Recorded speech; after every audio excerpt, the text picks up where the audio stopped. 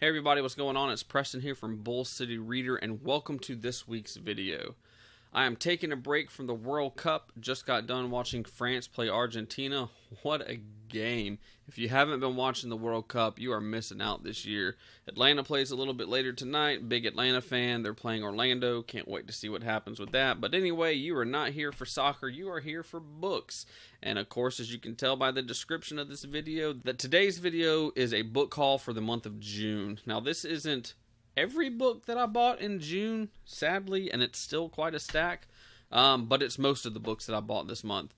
At the beginning of June, I read a book called They Both Die at the End. I would normally hold up the book here so you can see the cover, so I'll insert the cover here, but I'm letting a coworker borrow it. She wanted to read it once I got done. I have a review coming soon. I've already edited it, or I've already recorded it. Gotta edit it, but I've recorded it. So anyway, after I finished reading They Both Die at the End, I started this book right here, The Cruel Prince by Holly Black. I started reading the book and I kind of felt like maybe I was missing something here and there with the world.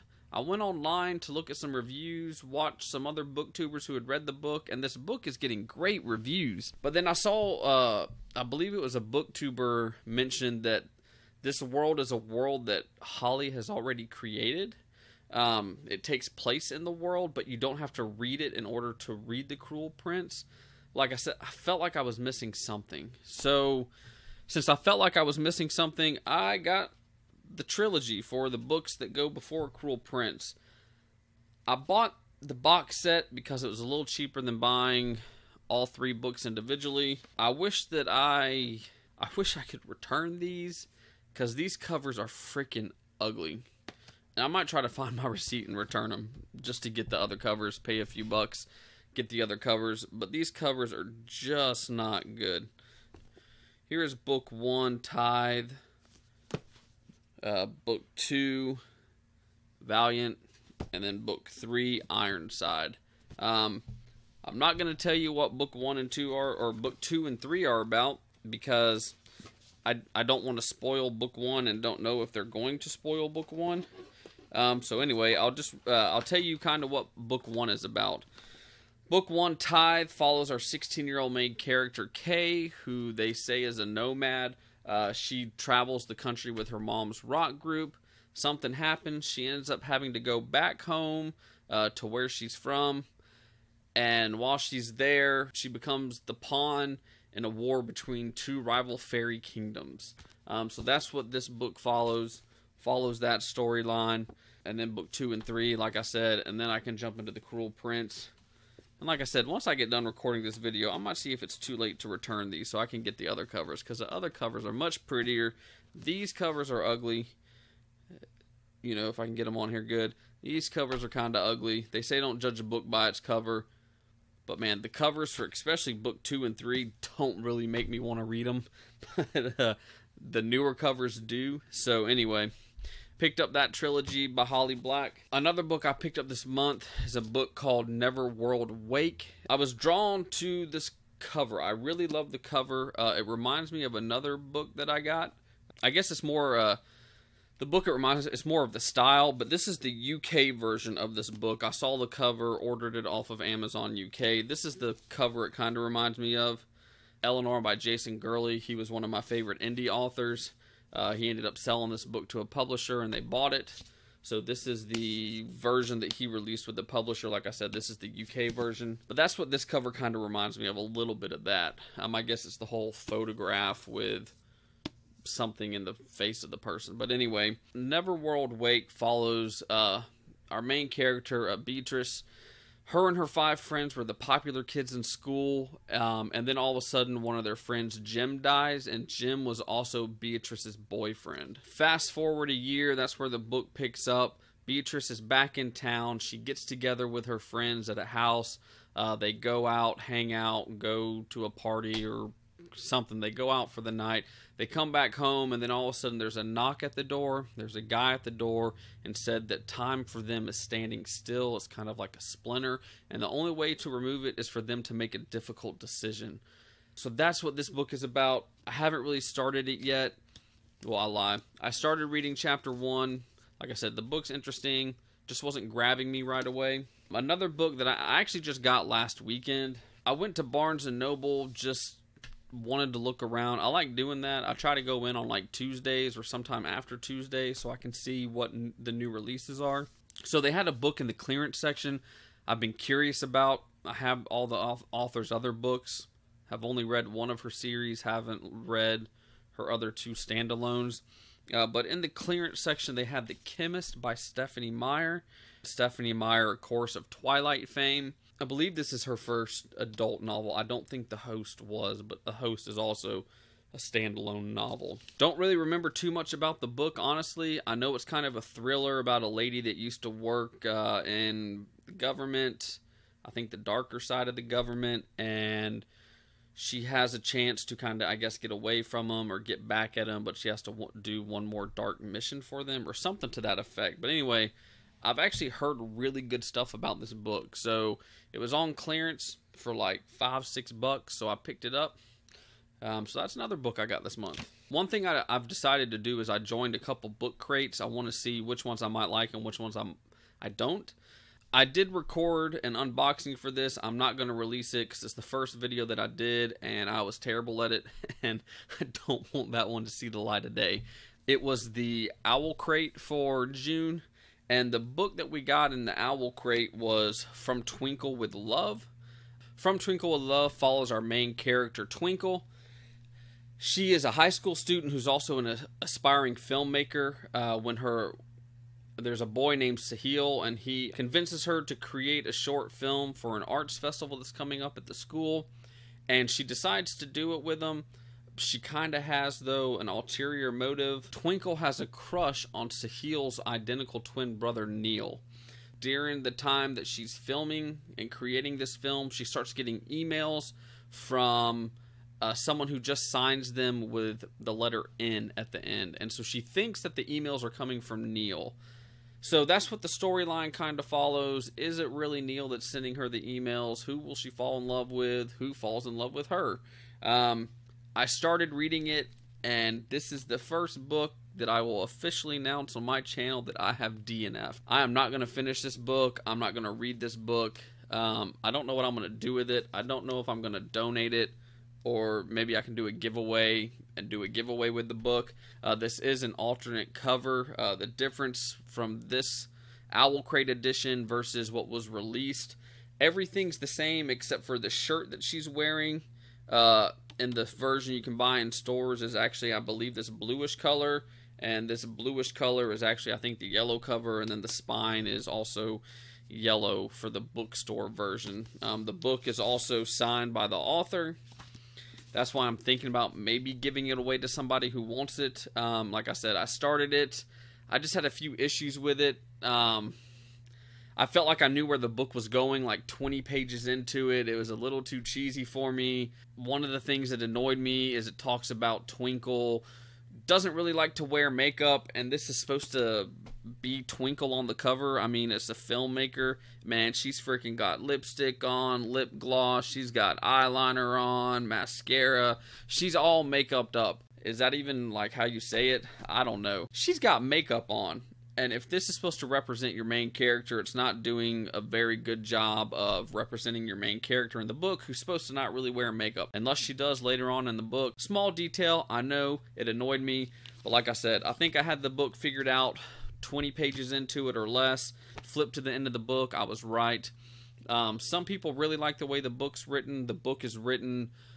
she has a journal that she writes in, and each journal entry is kind of to a different female director that she looks up to, and then there's also some instant messages or text messaging back and forth between friends. So that's how the book is written. It doesn't really feel like a journal when you're reading it. It just feels like it's the first person perspective, and they just threw a journal entry at the beginning of it to say that it was in a journal. Because, I mean, there's whole conversations that are quoted and stuff. And I feel like if you're writing a journal, there's not going to be full quotes. You're just going to be like, and then he said this, or then she said this. So another thing that I didn't like about From Twinkle with Love is Twinkle herself. I didn't care for her as a main character. I'm sure she probably, I don't know, maybe changes in the book some. But one of the issues that I had with Twinkle is she mentions in the beginning is she says that people might consider people like her losers. She likes to think of herself as a groundling, and she explains that in Shakespeare's time, groundlings were the people that sat or stood on the floor near the stage and were made fun of, and there were people that she calls them silk feather wearers, who were the, I guess, the richer people that got to sat on the covered area and they got to make fun of and look down on the groundlings. I feel like she thinks that she's above them as well, so she accuses them of something, but yet she, in my opinion, she acts the exact same way as silk feather wearers act at her school, because she goes to a school, I guess, where there's kind of a lot of wealthier people, and her family's not as wealthy as the other families. And then another thing that bugged me is, like, literally 4 pages later in the book, she says one of the reasons, she says she doesn't only, here, let me just read it, because, so it's on page 2 that she talks about that whole groundling and silk feather wearers. Literally 4 pages later on page 6, she says, okay, here's something I've never told anyone. My crush isn't just because of Neil's looks or his hypnotizing athleticism or the fact that he's a future physicist genius. It's because if someone like Neil Roy went out with me, the other silk-feathered hat people would want to hang out with me too. I don't know, man. I just feel like she's hypocritical, and that really bugged me in the book. That was another, I guess you could say, turn-off for me from this book. And like I said, I only got 14 more pages past it, I think.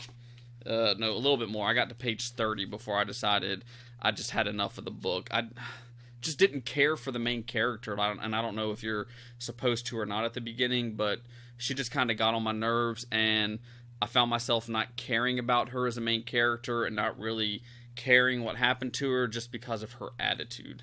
So anyway, first book that I'm DNFing on my channel. I'm not going to read it, not going to continue it. I know who she falls in love with. I'm pretty sure I know who N is. I'll wait for somebody else to spoil that for me. I don't want to really read it to find out. So anyway, DNFing from Twinkle with Love that I got in my Owl Crate box this month. The next book that I'm going to show you was, I saw one of my friends on Facebook recommend this book. It's called Lying in Wait. This is a mystery thriller book. It's not very long. It'd be a quick read. I started reading it, and it's actually really good. A couple days went by where I didn't have time to read, and so I kind of lost my mojo I had going with reading.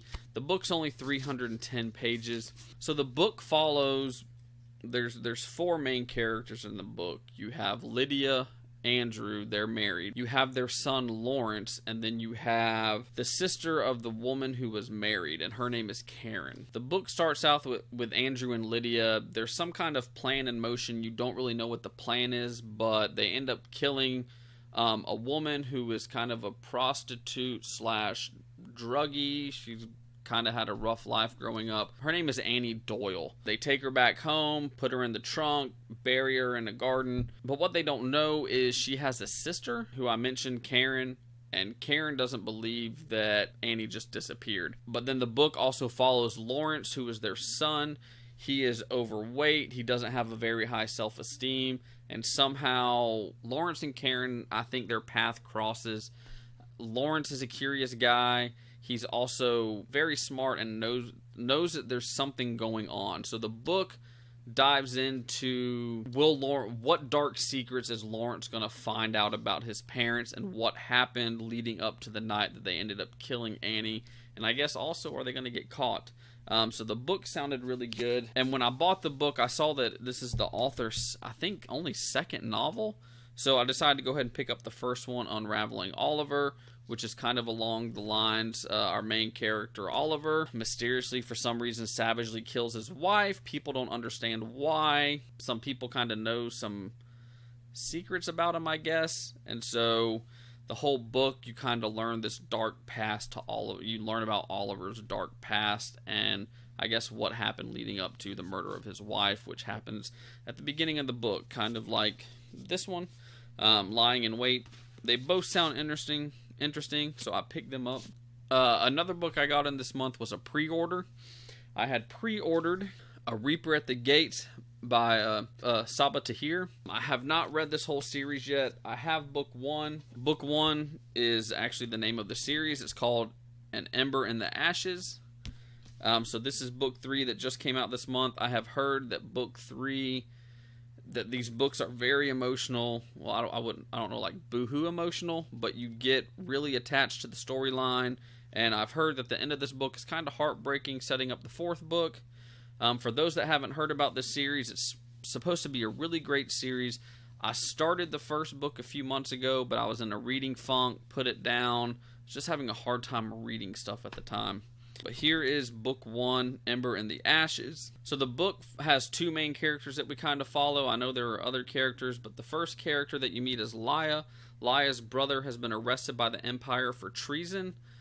She ends up meeting the rebel group that's there. They promise to rescue her brother, but in exchange for them rescuing her brother, she is going to have to go, she's going to have to risk her life as a spy, and she's going to have to go to the Empire's military academy. There, Laya's going to meet Elias. Elias is one of the school's best soldiers. He's just getting ready to graduate from the academy, but Elias is also the Empire and the academy's most unwilling student. And along the way, Laya, of course, is going to meet Elias. They're going to realize that their destinies are intertwined and that their choices will have, as the back of the book says, their choices will change the fate of the Empire itself. So that's kind of what this series is about. I love the covers. They're absolutely beautiful.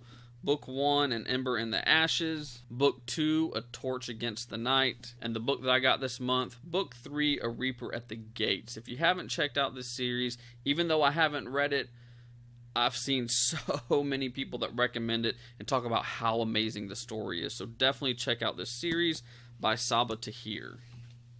And just the other day, I was in Barnes & Noble, and there was a book that the cover kind of grabbed my attention. I've seen it mentioned online before. That book is Providence. So Providence is about 2 of our main characters, John and Chloe, have a bond that's so strong that some say it's almost mystical. And then one day, John goes missing. Fast forward 4 years later, Chloe's getting ready to graduate, I believe high school. And John shows back up. Except he's changed, he's bigger, he's stronger, but he has no memory of the last 4 years. He doesn't even know that he has gone missing. He has no memory of the past 4 years and just wants to pick up their friendship where he thinks it left off. And there's a plane. Don't know if you can hear it. John then realizes that he has some powers that could put his those he care about in danger, so he runs away to try to find answers to what has happened to him. And then, where the name Providence comes in the town Providence, college students and some of the people in the town are just dropping dead with no connection whatsoever to them. And so there's a detective there nicknamed Eggs, and he dives into a whodunit that's supposed to be kind of real crazy. One of the blurbs on the back of this book that also kind of grabbed me is by Sarah Shepard. She is the #1 best-selling author of Pretty Little Liars. And on the back of it, another reason why I picked this up is she said that Providence is a novel that doesn't fit into one box. It's tender and dark, eerie and cool, heartbreaking, but also an affirmation of the power of love.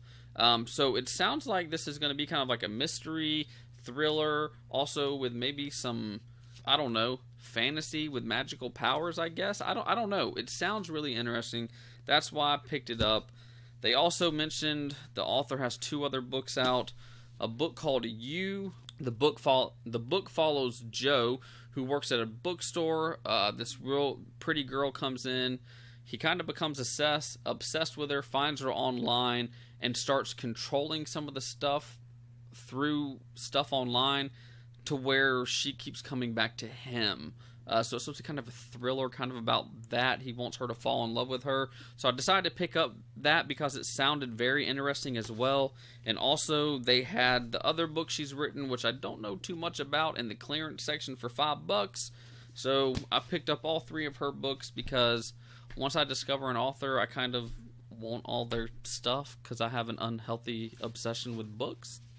And the final books that I bought this month I'm almost afraid to show you because I feel like when I really start getting into a book, if I start telling people about this book, for some reason I seem to lose interest in it. And so I'm going to show you this series that I've started reading. I hope I don't lose interest in it because I'm really liking the book so far. I picked up the Legend series by Marie Lu. The first book is Legend, followed by book 2, Prodigy, which is then followed by book 3, Champion. I got a coupon from Barnes & Noble for 10% off your entire purchase, so I grabbed these 3 books. These books sound really interesting. All of her books have really great reviews on Amazon. I think they're almost all averaging 4.5 stars and have like 1,000 or 2,000 reviews. I'd have to check Goodreads to see what they're averaging, but for those that haven't heard of the book follows our 2 main characters, June and Day. They come from different backgrounds, and then one day June's brother gets killed and Day is the main suspect. Somehow the 2 of them get brought together somehow, and they discover the shocking truth of what really happened. So that's where this series goes. It sounds very interesting. I'm not too far in it, as you can see my bookmarks on page 38, but it's not a very long book. The book's only 305 pages, so I'm about 10% of the way, a little over 10% of the way through the book. The book's been amazing. I absolutely love it so far. Her writing is just amazing. The characters are great, even though we're still getting to know them.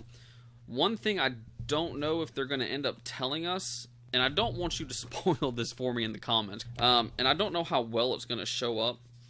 So the font, when you're reading Day's perspective, like I said, I don't know how well this will show up. It's not black. It's more of a gold. It's more of a gold color. And then June's chapters, I don't know if you can tell the difference. This is June's chapter and this is Day's chapter. Like I said, Day's font is more of a golden color and June's is black. I'm not sure why she's done that. I don't know if they do that in the other books. I should look, but I'd be curious to know maybe why they did that. If that's part of the storyline, I'm not sure. But anyway, so those are the books that I picked up in June. I'm sorry this video is long. Thanks for hanging in there. Until next time, guys, keep reading, and I'll see you in the next video.